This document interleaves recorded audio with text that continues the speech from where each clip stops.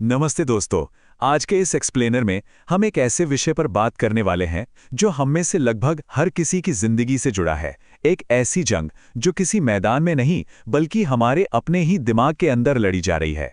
जी हाँ, आज हम बात करेंगे ओवरथिंकिंग की और जानेंगे कि इस अदृश्य युद्ध को कैसे जीता जा सकता है। तो चलिए सीधे मुद्दे पर आते हैं।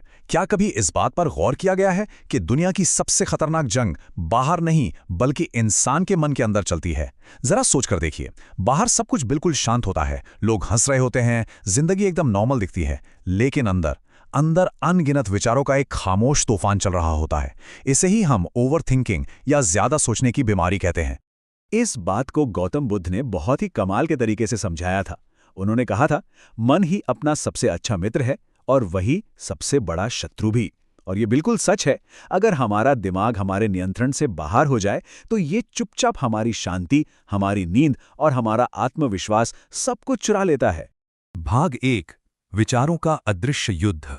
हम इंसान अक्सर खुद को ही सवालों और आत्मसंदेह के एक ऐसे जाल में फंसा लेते हैं जिसका कोई अंत नहीं है।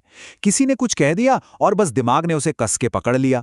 हम खुद ही सवाल पूछते हैं, खुद ही जवाब बनाते हैं और फिर खुद ही दुखी होते रहते हैं। इसे ऐसे समझिए, ये बिल्कुल एक जलते हुए कोयले को अपने नंगे हाथ में पकड़े रहने जैसा है। अगर कोई जलता हुआ कोयला पकड़ेगा तो वो किसे जलाएगा? जाहिर सी बात है, उसी को जो उसे पकड़े हुए है। ज्यादा सोचना बिल्कुल वही कोयला है जिसे हर दिन उठाकर हम खुद को अंदर ही अंदर जलाते रहते हैं। भाग 2, ज्यादा सोचने का असली कारण। अब सवाल ये उठता है कि जब हमें पता है कि इस आदत से नुकसान होता है तो फिर हम इसमें क्यों फंसे रहते हैं? यहीं पे हमें अपना नजरिया बदलने की जरूरत है। हमें लगता है कि ज्यादा सोचना किसी गहरे समझदारी की निशानी है, पर असल में यह सिर्फ और सिर्फ अनिश्चितता का डर है। जब ये नहीं पता होता कि आगे क्या होने वाला है तो मन बस हर चीज को बार बार सोचता है। लेकिन सच तो यह है कि हम जितना ज्यादा सोचते हैं, उलझन उतनी ही ज्यादा बढ़ती जाती है। और इस अदृश्य जाल के असर बहुत ही डरावने होते हैं। रातों की नींद उड़ जाना, खुद पर से भरोसा खत्म हो जाना, बैठे बैठे दिल की धड़कन तेज हो जाना। ऐसा लगता है जैसे कोई बहुत बड़ा खतरा सामने खड़ा है, जबकि वहां कुछ भी नहीं होता। और सबसे बड़ा नुकसान पता है क्या है? हम अपने वर्तमान को, अपने आज को पूरी तरह से जीना ही भूल जाते हैं। भाग 3, चेतन और अवचेतन मन। चलिए इस प्रॉब्लम को थोड़ा और गहराई से समझते हैं। हमारा दिमाग मुख्य रूप से 2 हिस्सों में काम करता है, चेतन मन और अवचेतन मन। इन दोनों के बीच का फर्क सच में हैरान करने वाला है। चेतन मन सोचता है और सवाल करता है, लेकिन जो हमारा अवचेतन मन है वो बातों को बिना कोई सवाल किए सच मान लेता है। तो अगर हम बार बार सोचेंगे कि मुझसे नहीं हो पाएगा या सब गलत हो जाएगा, तो अवचेतन मन इसे एक सच्चाई की तरह स्वीकार कर लेगा और फिर पूरी जिंदगी उसी डर और घबराहट के साए में कटने लगती है। इस सोच को बदलने के लिए एक बहुत ही शानदार उदाहरण है। हम इंसान एक खुले आसमान की तरह हैं और हमारे विचार आते जाते बादलों की तरह। मतलब हम अपने विचार नहीं हैं, हम वो हैं जो उन विचारों को आते जाते देख सकते हैं। विचार तो आएंगे और जाएंगे, लेकिन हमारी असली पहचान उस शांत स्थिर आसमान की तरह है। भाग 4, शांति पाने के अचूक उपाय।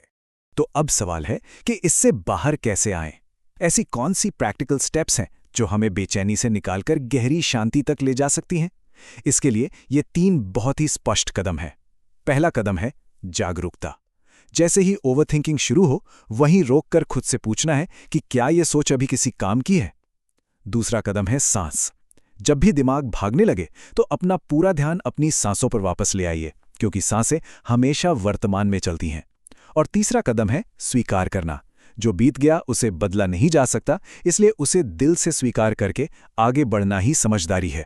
इसे और अच्छे से समझने के लिए गंदे पानी की उस मशहूर कहानी को याद करते हैं। एक बार एक बहुत ही परेशान व्यक्ति गौतम बुद्ध के पास आया। उसका मन बिल्कुल भी शांत नहीं था। बुद्ध ने उससे पास के एक नाले से एक ग्लास पानी लाने को कहा। जब वो पानी लाया गया तो वो पूरी तरह से गंदा था और उसमें ढेर सारी मिट्टी घुली हुई थी। कहानी का सबसे अहम हिस्सा यहीं पर आता है। बुद्ध ने उस व्यक्ति से कहा कि इस गिलास को बिना छेड़े थोड़ी देर के लिए ऐसे ही छोड़ दो, और देखते ही देखते कुछ ही देर में मिट्टी अपने आप नीचे बैठ गई और पानी बिल्कुल साफ हो गया। ये सिर्फ एक कहानी नहीं है, बल्कि हमारे दिमाग का सबसे बड़ा नियम है। हर एक विचार को ठीक करने या सुलझाने की जरूरत नहीं होती है, बस उसे उसके हाल पर छोड़ देने की जरूरत होती है। हम जितना अपने मन से लड़ते हैं, उसे कंट्रोल करने की कोशिश करते हैं, वो उतना ही ज्यादा अशांत होता है। छोड़ दीजिए, मिट्टी अपने आप नीचे बैठ जाएगी। भाग 5 मन को जीतने का रहस्य। अब यहां यह समझना बहुत जरूरी है कि सिर्फ सोचने से, बाहर निकलकर एक्शन लेने से कैसे जिंदगी वापस कंट्रोल में आती है। सबसे बड़ी बात यह है कि क्लैरिटी हमेशा एक्शन लेने से आती है, सिर्फ सोचने से नहीं। ओवरथिंकिंग हमें पैरालाइज कर देती है, लेकिन जब हम छोटे छोटे कदम उठाते हैं तो डर का वो बड़ा सा भ्रम तुरंत टूट जाता है। डर हमेशा काम करने से पहले बड़ा लगता है, काम कर लेने के बाद बिल्कुल छोटा हो जाता है।